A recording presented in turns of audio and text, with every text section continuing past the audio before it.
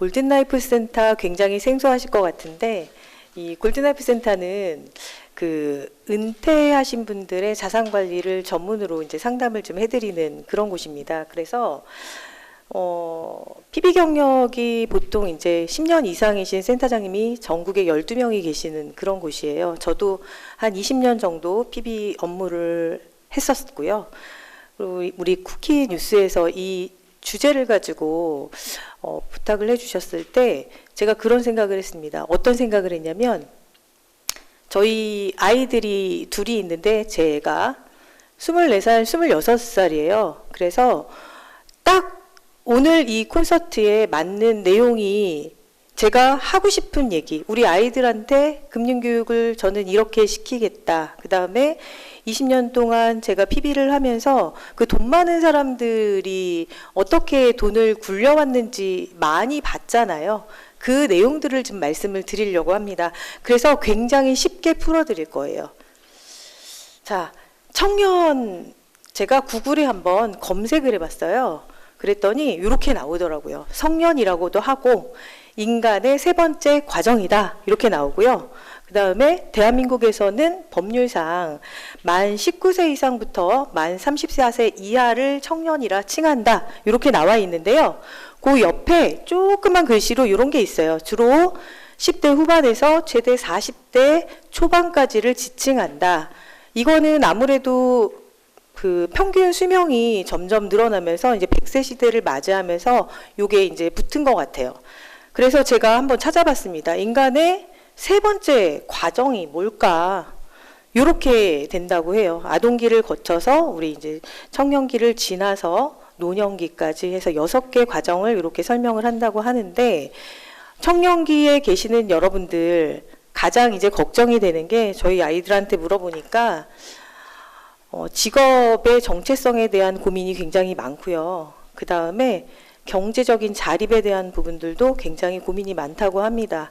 근데 이 경제적 자립을 어떻게 준비를 해야 되는지도 아무것도 모르겠다. 거기에서 더 나아가서는 이제 결혼과 관련된 내용, 그 다음에 내가 결혼을 한다면 주거 학보 비용은 어떻게 준비를 해야 되는지, 내 집 마련은 어떻게 해야 되는지, 이런 얘기들을 제일 많이 하더라는 거죠. 그러면 요즘에 우리 청년들은 과연 이런 고민들을 어떤 모습으로 보여주고 있을까요? 이렇게 보여주고 있습니다. 예, 파이어족을 꿈꿔요. 골든라이프 센터에 사실은 한 40대 중반부터 50대, 60대 우리 고객님들의 상담이 많지만, 최근 들어서는 제가 기억이 남는 분이 한 분 계세요. 이렇게 파이어족이 돼서 빨리 은퇴하고 싶으시다고 하신 분이 27살이었어요. 근데 제가 여러 가지 1시간 동안 상담을 하면서 그거는 사실상 어렵다, 이렇게 말씀을 드렸거든요. 허상을 너무 많이 쫓아가요. 허상을 너무 많이 쫓아가고, 그 다음에 신문을 찾아보니까 아까 우리 국회의원님께서도 말씀하셨지만 금리가 올랐잖아요. 2019년도에 코로나 우리 발생하고 난 다음에 전 세계 국가에서 돈을 막 풀면서 금리를 올렸습니다. 근데도 우리나라 대출금의 잔액은 증가했어요. 특히나 20대 우리 청년층에서 대출금 증가가 굉장히 컸습니다. 그러니까 신문기사가 이런 게 나는 거예요. 월 190만 원씩 빚을 갖고 있습니다.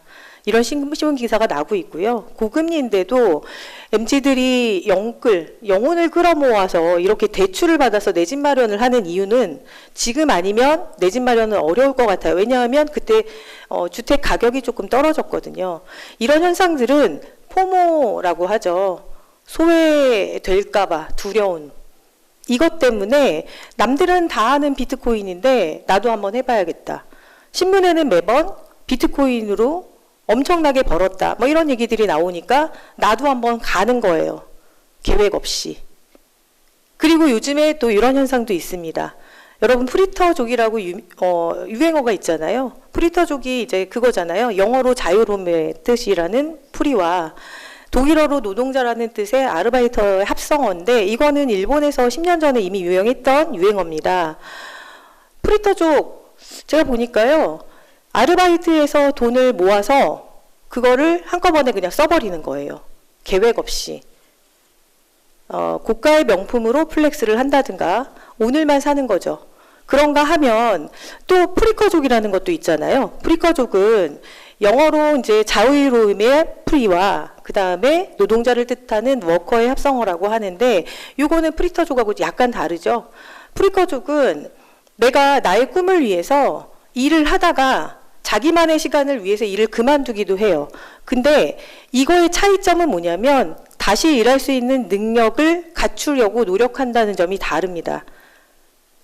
이런 현상들이 있어요, 요즘에. 그래서 자, 그러면은 이 우리 젊은 청년 세대는 어떻게 해야 이런 그 막연한 그 허상을 쫓아가지 않을까 고민을 좀 해봤는데, 제가 제일 먼저 말씀드리고 싶은 거는 바로 돈 공부입니다. 아까도 저희 이제 한 30분 전에 와서 우리 국회의원님하고 우리 대표님하고 이렇게 뭐 자담을 살짝 했는데 금융 공부 정말 필요하다 이런 말씀을 하셨거든요. 2022년도에 전 국민을 대상으로 금융 이해력 조사를 했어요. 했더니 우리나라 평균 점수가 66.5점이 나왔는데 이 점수가 OECD 10개국 평균 66.2점보다 0.3점이 높은 점수였어요. 근데 중요한 것은 보세요. 29세 이하는 지금 50대에 갖고 있는 경제 이해력보다 굉장히 현격하게 떨어지고 있습니다. 그리고 조금 더 안으로 들어가서 보면은 역시나 학력, 고학력자일수록 그 다음에 소득이 많은 사람일수록 금융상품에 대한 지식 수준이 굉장히 높다라는 것을 알 수 있었습니다. 제가 더 한 가지 놀라운 사실을 말씀드려 볼까요? 저희 둘째가 24살인데 정기 예금이 뭔지 정기 적금이 뭔지 이 구분을 못하는 청년들이 되게 많대요. 친구들 중에서. 예금이 뭔지 적금이 뭔지. 근데 그거는 아이를 통해서만 들었지만 제가 현장에서 상담을 하면서도 느끼는 점이에요. 예금이 뭔지 적금이 뭔지. 그 차이점을 모른다는 건 아주 기본기가 없다라는, 그렇게 생각하시면 될 것 같아요. 그래서 우리는 뭘 해야 되죠? 여러분들 이제 월급을 딱 받으시면 우리 친구분들 이제 청년들이 그런 얘기를 해요. 나 연봉 3,600에 상여금 몇 프로야? 이렇게 얘기를 하시는데 그 3,600이라는 게 내 통장에 진짜 들어오는 돈이 아니잖아요. 그래서 월급 명세서를 좀 해부해서 볼 줄 아는 능력이 있으셔야 돼요.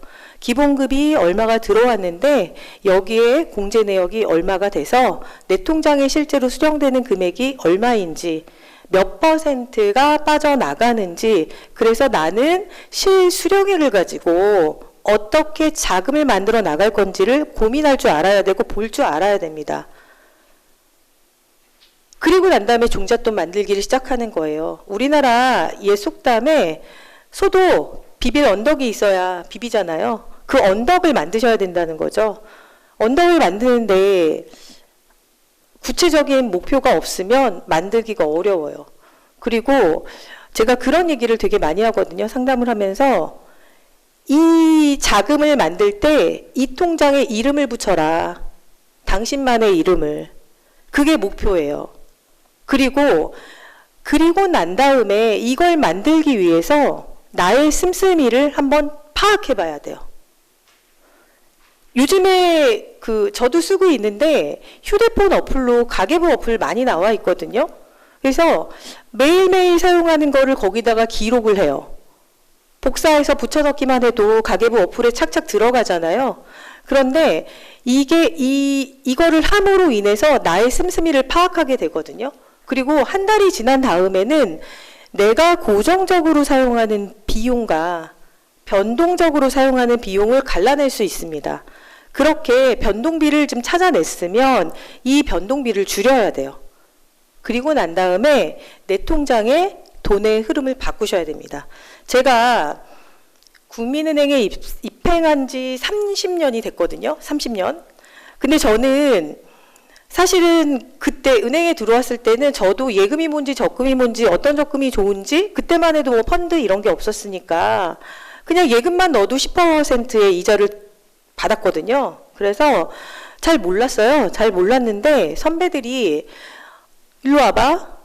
급여 들어왔으니까 기본적인 상품을 무조건 가입을 시켰어요. 시키고 통장에 그거부터 빠져나가게끔 그렇게 만들었던 거예요. 그래서 지금까지는 내 급여에서 신용카드 대금으로 지출되고 난 다음에 저축하고 투자를 했다면 이제부터는 내 통장에서 그냥 그거부터 먼저 빠져나가게 해야 돼요. 돈을 모을 수 있는 저축하고 투자하는 자금부터 먼저 빠져나가게 하고 그리고 난 다음에 남는 돈이 있으면 쓰십시오.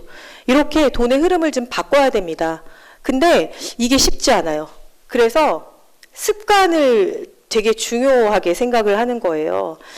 요즘 청년들 보면은 자기 몸 만들기에 되게 관심 많으신 분들 많거든요.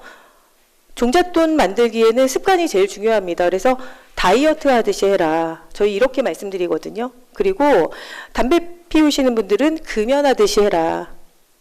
그리고 공부. 어떤 공부? 돈 공부해야 된다. 이런 얘기 많이 드려요. 근데 이런 습관들이 결국은 나중에 내가 나이 들었을 때 그대로 이어가는 습관이 됩니다. 그래서 어떤 책에 보니까 아주 좋은 용어가 있어서 제가 인용했어요. 나만의 가랑비를 찾아라. 이런 얘기가 있더라고요. 나만의 가랑비가 뭐가 되냐면 제가 생각할 때는 뭐 그런 거 있잖아요. 뭐 스타벅스의 커피 한 잔. 뭐 하루에 내가 안 마셔도 되는 그 커피 한 잔이 나중에 길게 보면은 작은 금액도 굉장히 큰 돈이 된다. 이 말씀을 꼭 드리고 싶습니다. 그리고 오늘 아마 제가 말씀드리는 내용에서 가장 먼저 기억해야 되는 내용이 이거예요. 생각을 확장하시기 바랍니다. 언제까지? 미래까지. 나의 인생의 노년기까지 생각을 좀 확장을 해주세요. 우리가 사는데 너무 급급하고 바쁘다 보니까 오늘 하루 살기도 굉장히 힘들지만 길게 보셔야 돼요. 인생은 소득 활동 기간과 그 다음에 전환기를 통해서 은퇴생활 기간으로 이렇게 세 가지 기간으로 나눈다고 하면은 지금 우리 청년 세대는 소득을 이제 막 일으키는 세대거든요.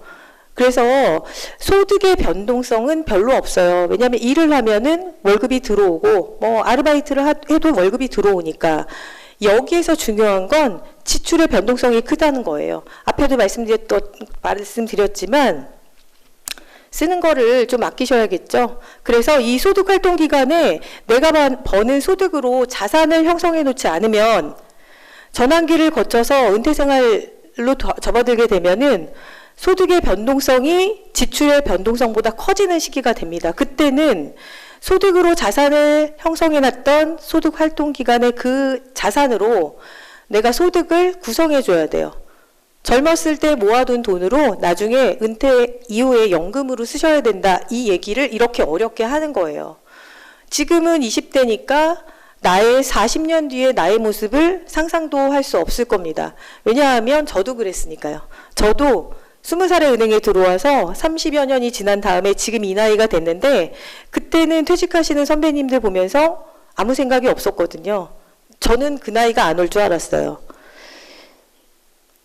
그래서 저희가 이걸 들고 왔어요. 그러면 어떻게 해야 돼요? 청년분들이 저희 골든라이프 센터에 오셔가지고 물어보시는 내용이 결론은 이거였어요. 제가 월급을 총 연봉이죠. 이거는 월급을 100% 받는다라고 생각하면 여기에서 우리 공제되는 게 한 15% 정도는 되더라는 거예요. 15%. 그리고 나는 통장의 실수령의 85% 받죠. 85% 받으면 제가 꼭 드리는 얘기가 연금 관련으로 이어질 수 있는 상품을 한 10% 정도로 넣어두세요. 이렇게 말씀을 드려요. 저도 그랬고 지금 은행에 들어오는 저희 신입회원들도 이렇게 하고 있습니다. 그래서 연금으로 한 10%, 그 다음에 나머지 20%는 여러분들이 하고 싶은 거 하시면 돼요. 예금하고 금융상품을.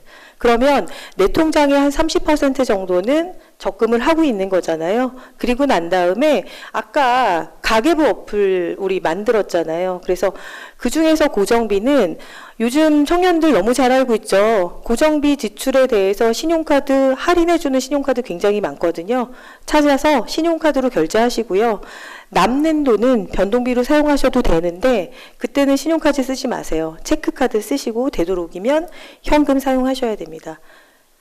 있는 돈으로 살아야 되기 때문에 굉장히 어려워요. 근데 앞에 말씀드린 것처럼 다이어트 한다 생각하시고 요렇게 조금 강제적으로 저축 시스템을 내가 구축해 놓지 않으면 네, 없어집니다. 돈은 그냥, 그래서 돈이잖아요. 돈이 돌고 돌고 도는데 내 호주머니에서만 돈이 빠져나가기 때문에 돈이잖아요.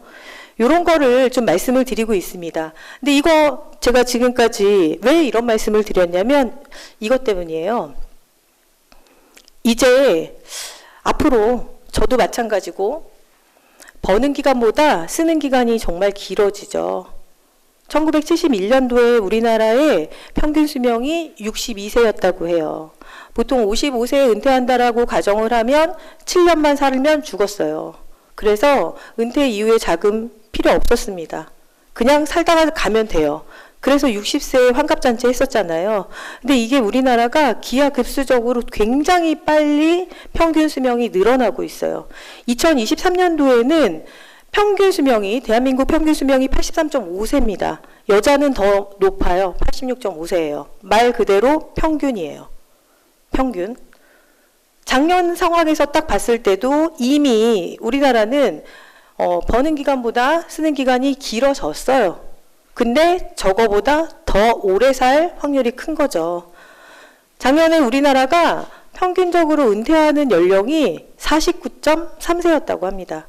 근데 지금 현재 국민연금 수령 기간, 뭐 지금 정부에서는 저걸 많이 이제 뜯어 고치려고 하고 있잖아요. 근데 여하튼 지금 기준으로 말씀드리면 국민연금 65세부터 받으시죠. 근데 그 국민연금도 지금 90년생들은 좀 받기 어려울 거다 하는 기사가 작년에 났었잖아요. 2055년도에 국민연금 소진될 거다 이런 얘기가 나서 그때 이제 90년생들이 굉장히 불안해하고 제가 지난번에 다른 포럼에 갔을 때도 그런 질문들을 많이 받았어요. 넣는 게 좋냐, 안 하고 싶다, 이런 얘기들 많이 하셨었는데, 여하튼, 국민연금 수령을 65세부터 한다라고 가정하면, 내가 평균적으로 은퇴했을 때 국민연금 수령까지 16년 동안 소득의 공백기가 생깁니다.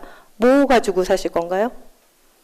근데 저 국민연금도 내가 벌던 소득액에 100% 다 못 받잖아요. 소득 대체율이라고 하죠. 그래서 처음에 국민연금이 생겼을 때 소득 대체율을 70%를 목표로 하고 국민연금을 우리가 불입을 했는데 이제는 소득 대체율이 40%예요. 40%는 뭐냐면 100만 원, 내가 소득을 100만 원을 받고 있었으면 65세부터는 40만 원만 국민연금으로 수령해 주겠다 이거잖아요.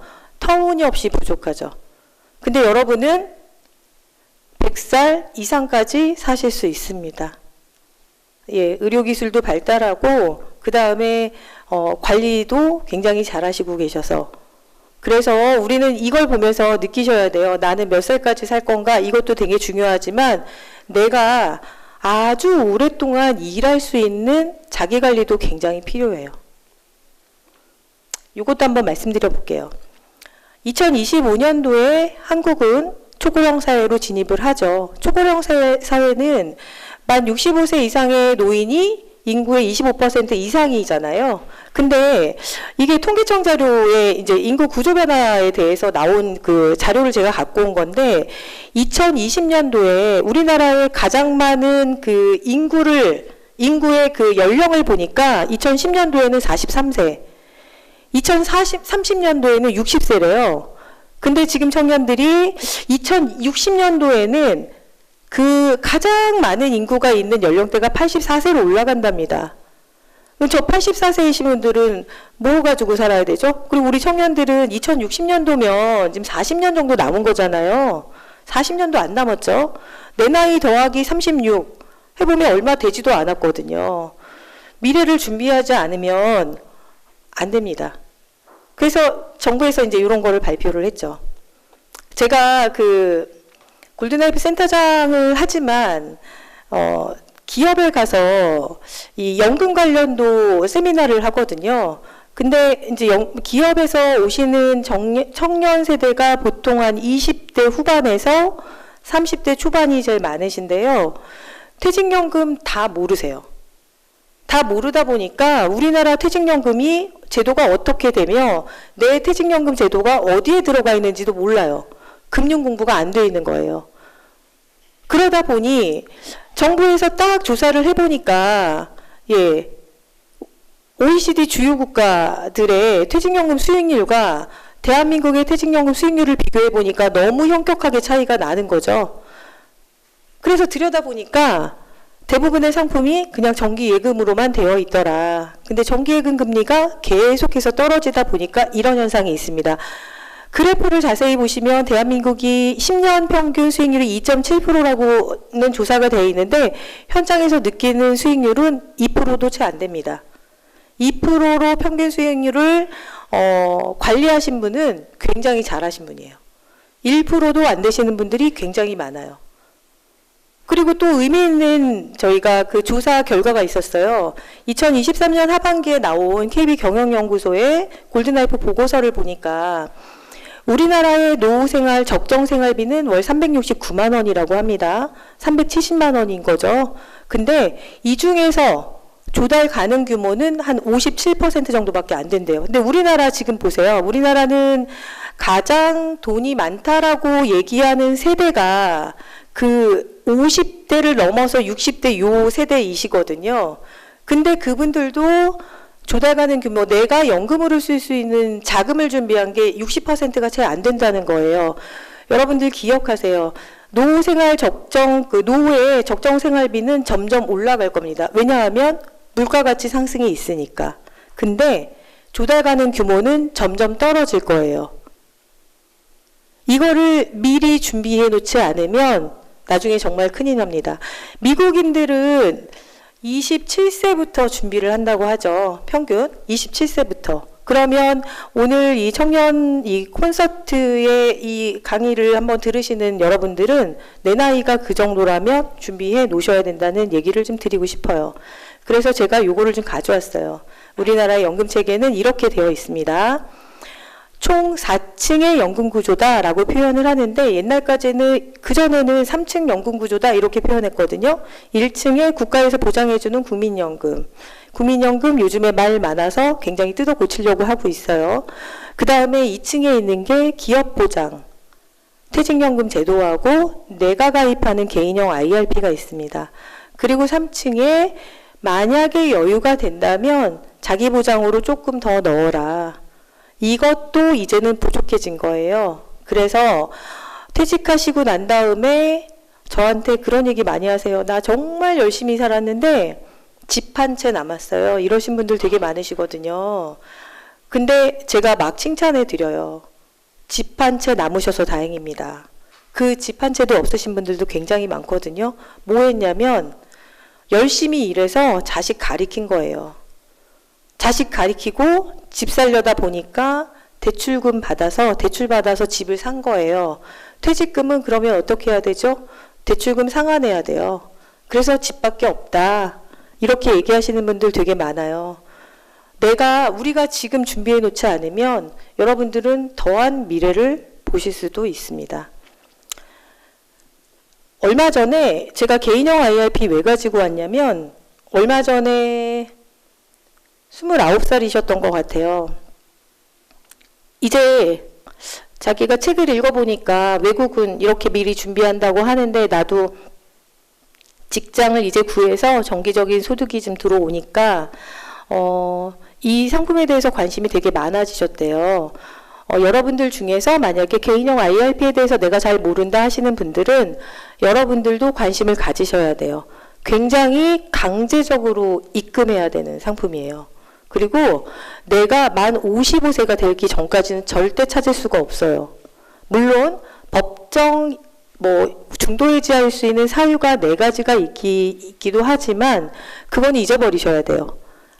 좀 강제적으로 갈 필요가 있거든요. 그래서 소득기간 동안에는 목표는 세액공제예요. 그리고 내가 퇴직하고 난 다음에 퇴직할 때 재작년부터인가 저희 우리나라 이제 퇴직금을 IRP로 받게끔 되어 있잖아요. 그래서 IRP로 퇴직금을 딱 받아서 연금으로 수령할 때는 혜택도 줍니다. 퇴직소득세 감면 혜택을 주죠. 그리고 은퇴 이후에는 그 퇴직금을 가지고 은퇴 이후에 아까 소득의 공백 기간 동안에 이걸 사용하셔야 돼요. 이 전체적인 내용을 가지고 얘기해 달라고 하면은 한 2시간 걸립니다. 이런 좋은 상품이 있기 때문에 공부하셔야 될 것 같아요. 자, 그리고 저한테 제일 많이 물어보시는 게 센터장님 투자하고 싶습니다예요. 그래서 제가 물어보죠. 고객님의 MBTI가 어떻게 되십니까? 그러면 막 얘기를 해주세요. 네, ENFP 막 이런 거 얘기해 주시는데 저는 제 MBTI는 모르는데 투자 MBTI는 알거든요. 근데 우리 청년들은 내가 뭘 좋아하는지도 잘 몰라요. 사실은. 그래서 본인의 투자 MBTI를 좀 정확하게 알았으면 좋겠다 이 얘기를 드립니다. 그래서 투자 성향이 어떤지 그리고 이 자금의 성격에 맞는 상품을 고르는 방법 이런 것들 많이 알려드리고 있거든요. 그 다음에 그걸 정확하게 파악했다면 투자자산 비중을 좀 조절하면서 제대로 된 포트폴리오를 좀 만드실 줄 알아야겠죠. 근데 그거는 내가 할 수가 없어요. 그래서 금융기관에 가서 조금 상담도 좀 받으셔야 되고 개인적으로 공부도 좀 하셔야 됩니다. 그래야 뭐가 나한테 맞는 건지 알죠. 요즘에 청년분들 그 인터넷으로 많이 보시잖아요. 유튜브. 근데 와서 얘기하시는 거 들어보면은 본인하고 하나도 안 맞아요. 그래서 내가 공부하되 금융기관에 방문해서 나한테 맞는 적정한 상품을 좀 찾아주십사. 요거 좀 부탁드리고요. 제일 중요한 건 그렇게 하고 난 다음에 이걸 안 하세요. 정기적인 점검을 안 하셔요. 정기적인 점검을 반드시 하시기 바랍니다. 이 정기적인 점검에 나의 수익률이 좌지우지 될 수 있거든요. 그래서 점검은 언제 하는 거냐? 금융시장 환경이 변하거나 뭐 이럴 때 하시는 거예요.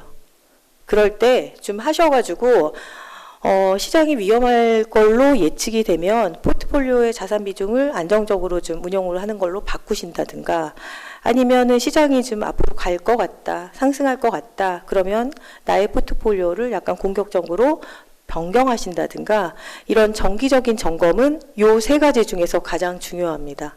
요렇게 제가 말씀드립니다. 아까 그런 얘기도 있었어요. 이생안망 뭐 이런 얘기 있었는데 어른들도 그런 얘기를 하세요. 지금 이게 기사 제목들을 제가 쭉 가져온 거거든요.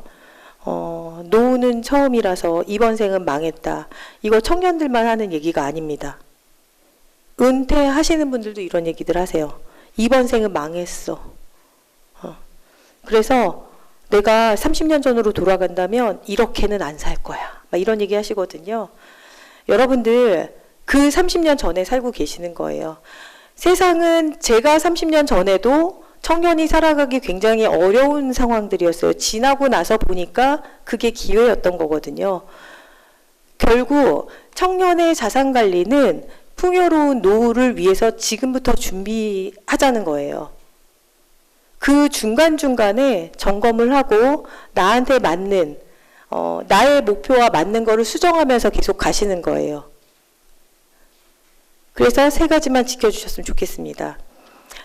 제가 오늘 기조 강연하고 난 다음에 이제 뭐 공공임대주택이라든가 청년 도약계좌라든가 뭐 ETF를 선별하는 내가 좀 찾아갈 수 있는 방법들 이런 좋은 강연들이 지금 기다리고 있거든요. 이런 뭔가 정부에서 혜택을 주는 상품들은 빠짐없이 가입하시기 바랍니다. 저는 예를 들어서 절세통장이다 이렇게 가지고 오기는 했지만 만약에 주택 마련에 대한 니즈가 있다면 주택청약저축 가입하셔야죠. 그렇죠? 그리고 내가 노후에 대해서 관심이 있다면 개인형 IRP 연금저축 가입하셔야 돼요. 그리고 정부의 어떤 혜택이 있는 통장 요즘에 나오는 거 있잖아요. 청년 도약계좌 그리고 ISA 비과세 혜택을 주는 통장이죠. 이런 거 만드셔야 됩니다. 그러려면 관심을 갖고 계셔야 돼요. 그리고 지켜주시기 바랍니다. 어떻게 지켜야 되냐면 수익률을 제대로 이해할 줄 알아야 되고요. 조금 전에도 말씀드렸지만 금융기관하고 정말 친하게 지내셔야 돼요. 인터넷으로만 보는 거는 바람직하지 않습니다. 청년 희망적금 만기가 돌아오니까 신문에 기사 막 뜨잖아요. 그거 어디에다 투자하죠? 비트코인에다 투자해서 다 날려요. 이상한 비트코인에다 투자해서 그거 목표가 없기 때문에 그래요. 희망적금 만기가 되면은 내가 어떻게 돈을 굴려야겠다. 나의 목표가 없어서 그렇습니다. 그리고 요즘에 청년분들 이직 굉장히 많이 하시거든요. 그 이직할 때 퇴직금 개인형 IRP에 넣어서 지키세요. 없는 돈이라고 생각하시고 나의 미래를 위해서 좀 지켜놓으십시오. 그리고 준비하세요. 저희는 이제 연금 맞벌이 하세요 이런 용어를 쓰는데 연금 맞벌이 어떻게 해야 되는 거냐면 공적연금은 공적연금대로 수령하시고요. 내가 사적연금을 준비해서 요 두 개가 내가 나중에 나이 들어서 완전 현직에서 은퇴했을 때 도움을 받을 수 있어야죠. 그래야 지난 30년이 억울하지 않죠. 마지막까지 왔습니다. 제가 그런 생각을 했어요. 서두에도 말씀드렸지만 저희 아이들한테 항상 하는 얘기예요. 엄마가 지금부터 30년 뒤로 만약에 백투더퓨처 한다. 그러면 나는 이거를 할 거야. 이렇게 세 가지 말씀드립니다. 나의 부가가치를 높이기 위해서 나의 가치를 높여줘야죠. 그래야 월소득이 커지잖아요. 그래서 공부 끊임없이 하셔야 돼요. 그리고 웰스, 이거 뭐냐면 나의 자산 관리예요. 허상을 쫓아갈 게 아니라 내가 내 자리에서 본연의 나의 모습을 가지고 기본기를 탄탄하게 가져갈 수 있는 그런 상품들을 좀 구성하셨으면 좋겠습니다. 그리고 마지막은 건강입니다. 올바른 식습관, 그 다음에 요즘 청년 세대에 막 담배 정말 많이 피시잖아요. 그 나이 들어서 후회하실 수도 있어요. 그래서 건강 잘 챙기셔가지고 정말 이렇게 돈방석에 올라앉는 노후를 맞이하기를 저는 기원합니다. 오랜 시간 들어주셔서 감사합니다. 네.